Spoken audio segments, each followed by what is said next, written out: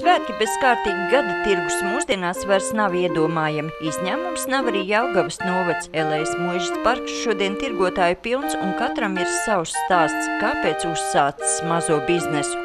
Principā to visu biznesu iesāka puika, kuram bija 17 gadi, kurš pateica, es negribu braukt uz Angliju, mums ir jāpārstrādā piens. No pirmajiem litriem viņiem sanāca 500 gramus siera, es teicu, tad dodam uz piena kombinātu un brauc uz Angliju.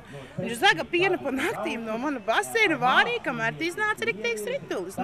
Kopš tā laika ir pagājuši jau 3 gadi, un šodien Malkalnu saimniece par dzīvi nesūrojas. Zemnieku saimniecībā nodarbināta visa ģimene, un arī biznesa noteikumu izpilda nemaz tik grūti nesot. Bet galvenais jau, ka pēdējā laikā aizvien vairāk cilvēku izvēlas vietējo produkciju nevien svētkos, bet arī ikdienā. Tāpēc, ka garšīgi, un viņiem ir, nav ķīmijas klāt nekā tāda.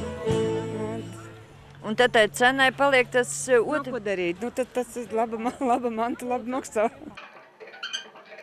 Kā jau pierobežas pilsētiņā uz gada tirgu sabraukuši arī tuvākie kaimiņi lietuvieši, un līdzīgu stāstu dzirdam arī no Klūdziņu Pinēji.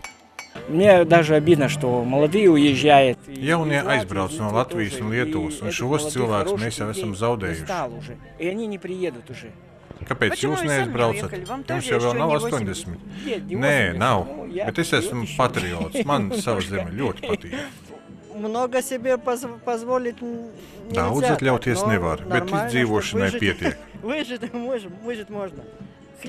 Maizīte tikai ar sviestu, jeb desai arī sanāk? Колбаса тоже. Desai arī dažkārt sanāk. Иногда.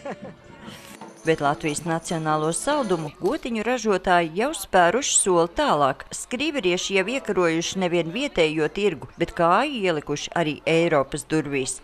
Noteikti kāpsim kalnā tikai un vienīgi. Citas izējas nav, jo Latvijā atvērsies nākošais gads noteikti plašs tirgus sakarā ar eiro ieviešanu, un tāpēc arī mūsu uzņēmumus redz ļoti lielu un augšupejošu nākotni.